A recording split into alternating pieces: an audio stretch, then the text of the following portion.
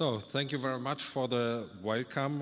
First, I have to say sorry that I not can speak Spanish, so I have my presentation in English. It was hard enough for me to learn this language. I was not able to learn a second foreign language, sorry. Of course, I want to start with congratulations for your 50th anniversary. Having heard yesterday and today interesting speaks, and would give some information from our point of view what we are thinking about wool. So I would say thanks for giving me the possibility. For all this have never heard of me, I'm the purchasing director of the Südwolle Group and give you a short presentation how we are organized and what we are doing.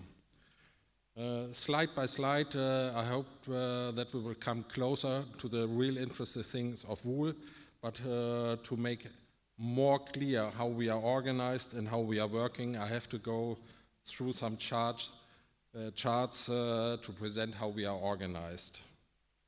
The Ervo Group is the holding the Südwolle Group is belonging to. There is together everything you can see on this side. I have to say, I will just concentrate on the things related to textile and later on closer and closer to wool. Just to give you an indication, the Ervo Group is doing also real estate business, doing energy by sun, and then lots of different textile business. It's a company group 100% owned by the Steger family in Germany. As I want to show now how we are included in the whole supply chain, we can see from left to right that we are also owning a sharp farm in Australia. Next step is expertise on wool treatment. That means superwash treatment, basolan treatment, what we need to include for our customers. Next thing is our main business, the spinning business with different brands. I will come later to. And there's also inside of the group a knitting company based in New Zealand. Overall, there's a group called Hoftex, which is just doing man-made fibers and cotton, so I will just make a short turn to this. As you can see, we are a group which is related from Zafil, GTI, Hoftex Group, and what we call other business. This is the annual turnover in euro of the whole group. We have 29 different locations, total in the group 4,200 employees, and are based in 13 countries worldwide. As you can see, there are mentioned also the employees. You will see a figure of India, which we didn't count in my 4,200 people because this is just a joint venture where we are not the main shareholder, so this is not included in the employed people. I just come now to the related companies, which is called Hoftex Group.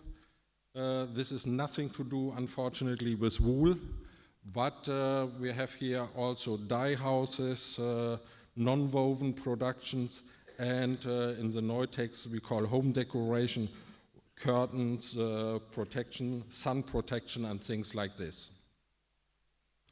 This is where the Hoftex Group is based, just to show all the location. It's mainly based in Germany.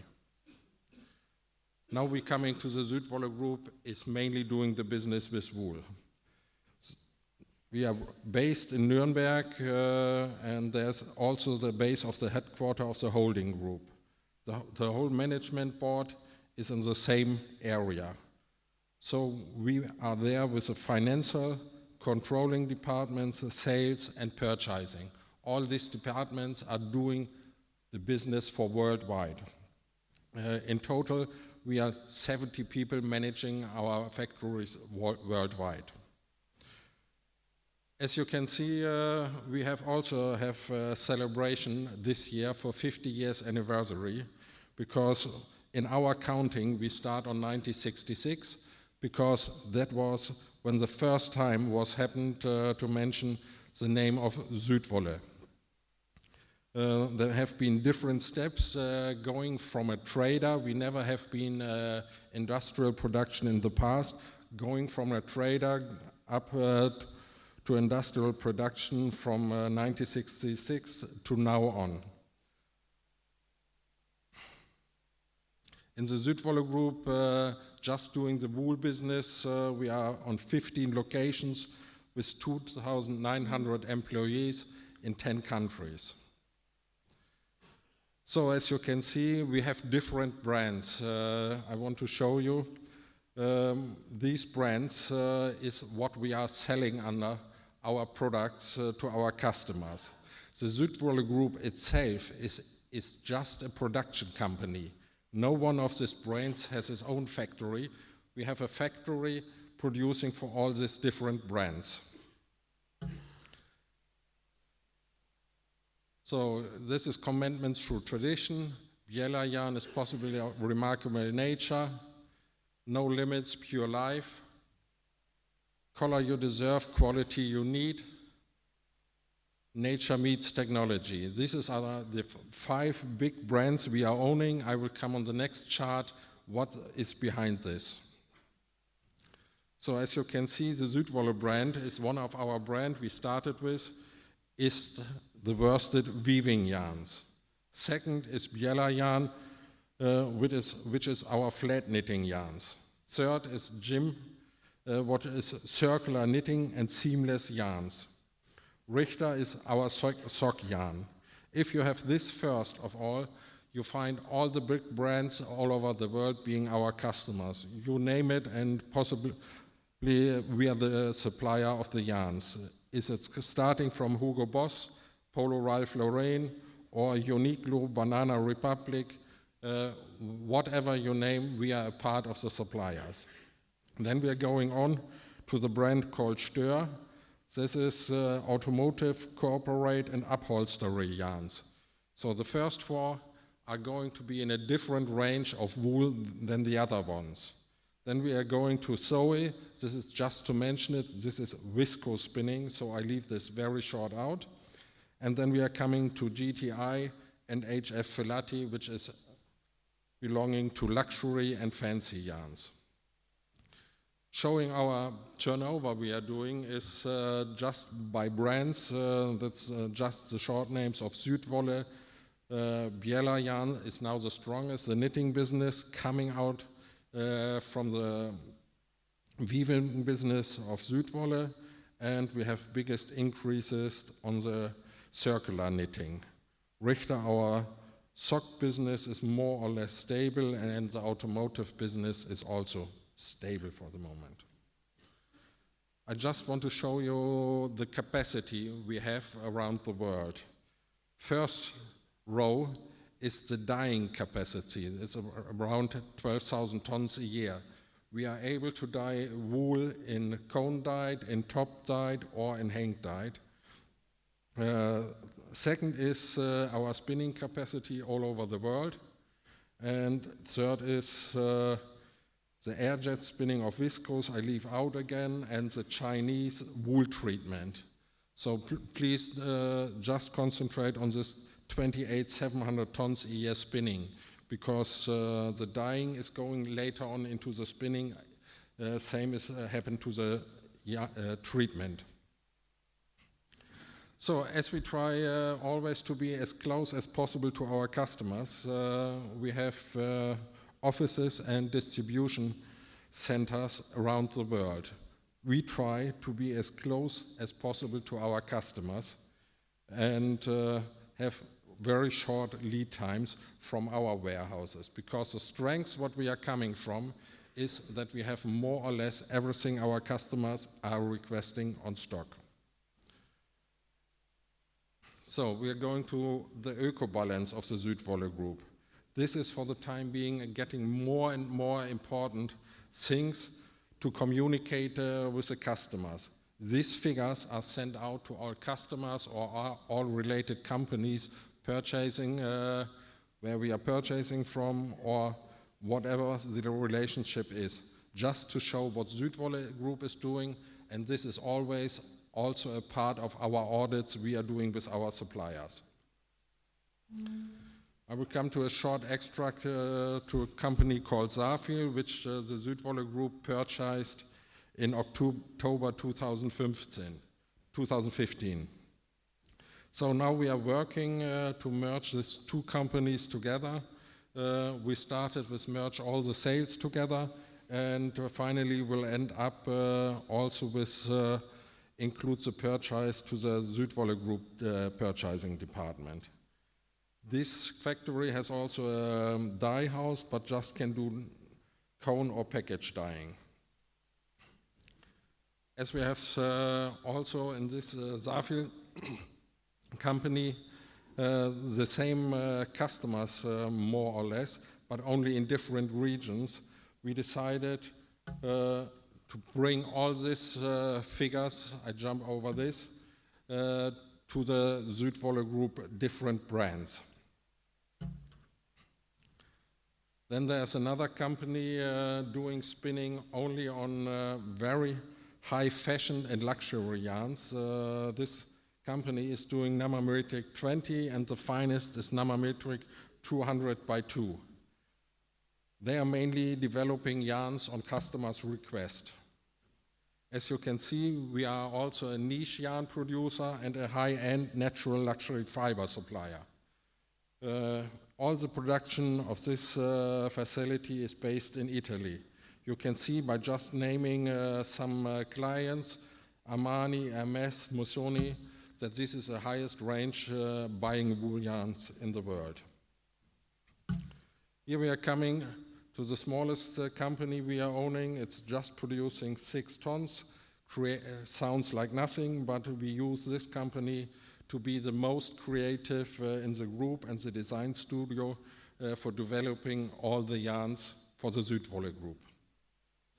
As you can see, they still sell the small volume only in Italy and 10% of rest of Europe.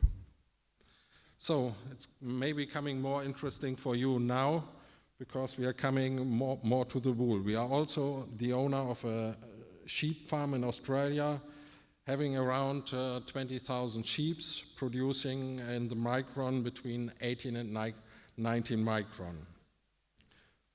We decided just last year in the board meeting that we will go to increase our sheep flock up to 40,000 heads by changing all this land, good land we are using for crops, for pasture in future.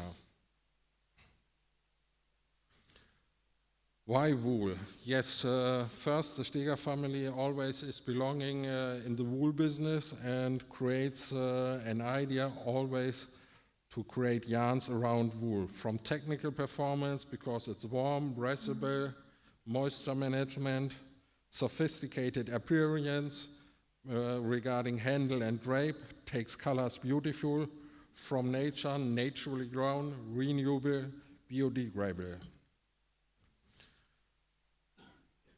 So all the raw material we are doing is worldwide around 90% of wool, which are from multiple sources as traceable or certified non-mulesed wool.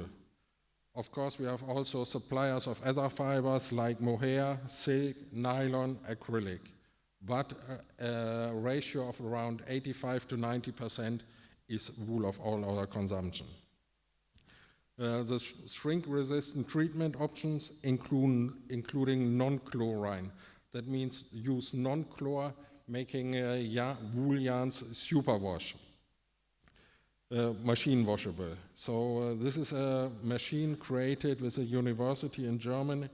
We are the owner of the only machine on plasma treatment worldwide. We have experiences with our farm in Mount Hess, and our target is to create fibers fit for purpose. This is what we are calling, when I'm buying wool very close related to our customers' needs. And of course, our own preparation will help to find the customer's needs in the final yarn. Now we are coming to the arguments how our salespeople are selling wool for the time being. We do not longer talk about in sales about micronair, about length of the fiber. This is done after the purchase department worked, but we are selling our performance in wool with warm in the cold, cold in the heat, all the arguments you hear. Of course, there's a major thing, doesn't itch, in our opinion, isn't still existing in the heads of many, many people, but we always have to answer, if you choose the right micron for the right purpose, it doesn't itch.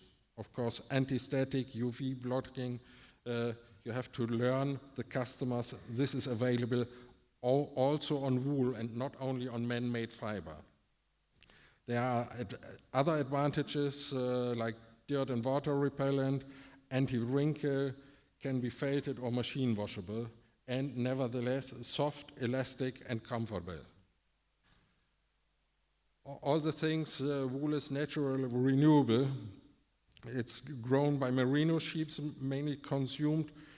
Simple blend of water, air, sunshine, and grass. That's mainly what you are doing. Every year, merino sheep produce a new fleece, biodegradable and traceable. This will be a big point, from my opinion, for the future. So, finally, we are coming to the figures, what we are doing. We are buying around 23,000 tons of clean wool tops every year in a range from 14.5 micron up to 33 micron. So I have to say, we don't buy origins, more or less, we do buy specifications.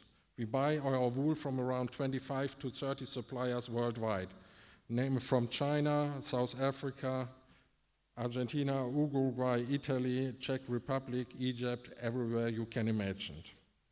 Important is to say, due to the volume we are buying permanently. We do not speculate and buy 2 months nothing and then buying big volume in a short time. We are buying in the average 500 tons per week. Otherwise, it would not be possible to convince suppliers to sell this volume to us within 2 or 3 weeks. So that means whatever people are telling or Chinese guys are doing, we are permanent every week in the business buying more or less 500 tons. I want to show you where our main types are. This is only shown as a ratio, not to be seen as a whole volume what we are buying, but you can clearly see where are the peaks in which micron are and what is the strength. This is only the fleece types. I'm going to show you the next chart, which is also showing just the ratio. What we call knitting types means this wool is shorter, around 58 to 60 millimeters. There the main type easily you can see is 19.5. This is what we're buying from Uruguay from the time being. You will be surprised, there's a main focus of coarser types between 22.5, 23.5, and there's a special reason just related to our customer with 26. But we are very close to this micron. We are not able up to now to buy big volume in the finer micron. Approximately, we are buying 1,700 tons per year from Uruguay. The wool types in total we are buying is 70 different specifications. This includes specification A, B, C grade, with colored hair, without colored hair, all these different things. We add to these different types different treatments like basolan, anti-pilling, superwash, plasma treatments, as I told you before, comes to around 170 different wool tops we're having running in our production and ending finally in 1,300 different yarn types. We are not only buying the wool as raw material, we also buy the wool already treated, if it's not possible to treat it in our factory. To come to the reason why we buy Uruguayan wool, it's non-used, it's sustainable, we have supplier certificates as needed, reliable partners, and traceability if needed. Traceability, there will be the point we have to talk about, because this, from my point of view, will be a future to have more clear picture what we have to serve to our customers. So, what needs to be done in future? From our point of view, volume, here I'm talking about wool, not about meat, has to be stable. The quality of wool has to go along with this volume being not worse than it's now. Focus, I hope, on the right micron, working on polyprop issues, and you have to create, in my point of view, supply chain with direct marketing to brands. Because, of course, we are not the one sending the message that the Uruguayan wool is the best, because we cannot do. We don't take any position what is the best wool. We sell the best wool solution to our customers in yarn. But you have to tell stories and send these stories to the customer. Not only doing good is helpful, doing good and giving this information to final consumers and customers. This is information, what is needed. But not to us, go to the final customer. So I would like to end up and say thanks for having me here. We want together with you making the right decision for the future, from brands via spinning back to farmers. I will be happy to receive any questions, and I will try to answer. Thank you.